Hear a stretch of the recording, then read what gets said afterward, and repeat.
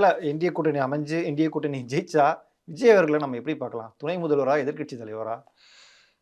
இல்ல இந்த நிலைமைக்கெல்லாம் இந்த இந்த கேள்விக்கு பதில் சொல்ல வேண்டிய நிலைமைக்கு நான் வந்திருக்கேன்னு நினைச்சு நான் வருத்தப்படுறேன். பாருங்க எப்படியோ ஒண்ணு பார்ப்போம். ஒண்ணும் பிரச்சனை இல்ல. ஆமா. ஓகே. பட் ரஜினி ரசிகர்கள் எனக்கு தெரிஞ்சு எல்லா கட்சியிலுமே இருக்கீங்க. உங்களுடைய ஆதரவு அதெல்லாம் கிடையாது சார். அடிதான். நீ முதல்ல துணை முதலமைச்சராயே முன்னால வந்து உட்காரு. உனக்கு அப்பவும் அடிதான்.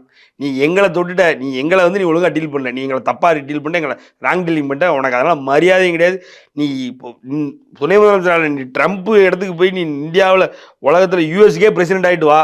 நீ என்ன கொள்ள தானே போகிற, கொள்ளு என் முன்னால் வா. உனக்கு அசிங்கம் தான். உன்னை நான் கேவலமாக 4 கேள்வி கேட்டு நாக்க பிடுங்குற மாதிரி கேட்டுட்டு நான் பாட்டுக்கு போய் செத்து போயிடுவேன். அவ்வளோதான். உனக்கு ரஜினிகாந்த் ரசிகர்கள் ஒரு மரியாதை ஒரு அவ்வளோதான். நீ எங்கள் முன்னாடி ஒரு அதாவது என்னென்னா அதாவது நாங்கள் யோசிக்க கூட முடியாத அளவுக்கு உள்ள கீழ்த்தரமான ஒரு ஜந்துனி. அவ்வளோதான் எங்களை பொறுத்த வரைக்கும் விஜய். ஆமாம் இனிமேல் இல்லை சார். இந்த ஆதவர்ஜன் அது இப்படி பேசினதுக்கப்புறம் அட்லீஸ்ட் நீ பேசாதுன்னு சொல்லியிருந்தா உன் மேலே எனக்கு கொஞ்சம் மரியாதை வந்துருக்கு சார். இல்லை விஜய் மீறி இது நடக்குதா?